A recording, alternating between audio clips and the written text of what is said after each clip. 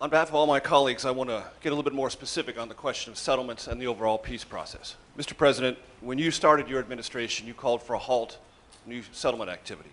That held for a while, then dissipated, and then late last year when the Israeli government announced very sensitive settlement activity in the E1 zone, your administration put out a statement that many in this region thought was either tepid or completely non-responsive. What would you say here in Ramallah, Mr. President, to those entrepreneurial Palestinians you referenced, who believe you've either been equivocal or non-responsive to the issue of Israeli settlements? And to you, President Abbas, do you believe it is necessary for the peace process to start with a declaration publicly from the Israeli government that it will either slow down or stop entirely new settlement activity? And broadly on the peace process itself, Mr. President, you talked about thinking anew.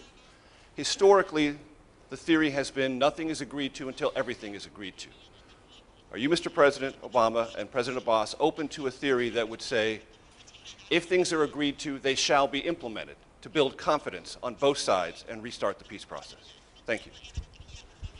Well, Major, I think I answered the question previously about settlements. You mentioned E1 in particular. I think that is an example of at least a public statement by the Israeli government that would be very difficult to square with a two-state solution. I've said that to Prime Minister Netanyahu. I don't think that's a secret. With respect to whether there's a requirement for a freeze or moratorium, I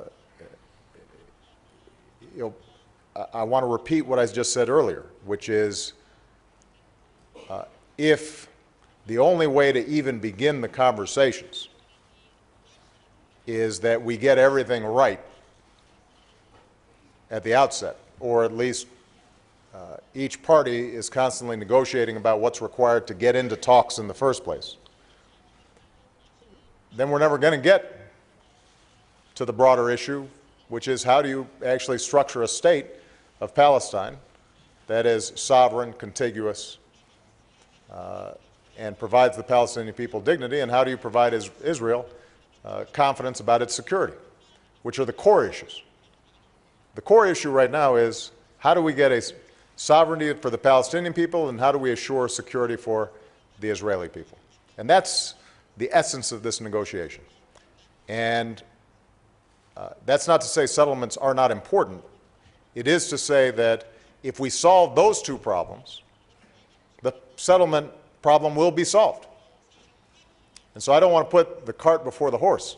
I want to make sure that we are getting to the core issues and the substance, understanding that both sides should be doing what they can to build confidence, to rebuild a sense of trust, and that's where hopefully the U.S. government can be helpful.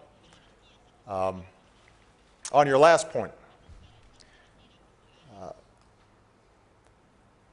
I think that part of my goal during this trip has been to hear from both President Abbas and Prime Minister Netanyahu about what they would need and how they would see a potential path, how it would be structured.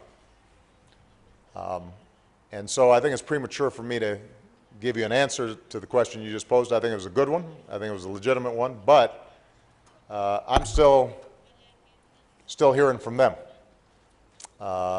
And me, Secretary Kerry, others, we're going to go back and look at what we've heard from both sides and make a determination as to what has the best prospect for success. I will say this, that I think incremental steps that serve to delay and put off some of the more fundamental issues, rather than incremental steps that help to shape what a final settlement might look like, are probably not going to be the best approach, because it's not clear that that would in fact build trust. You know, if you have a situation where it looks like the incremental steps replace the broader vision, as opposed to incremental steps in pursuit of a broader vision, then I think what you end up getting is 4 more years, 10 more years, 20 more years of conflict and tension in which both sides are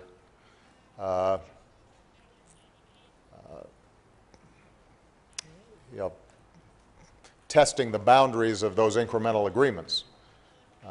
Whereas if we can get a broad-based agreement that assures the Palestinians that they have a state, and you have a comprehensive approach that ensures Israel the kind of security that they need,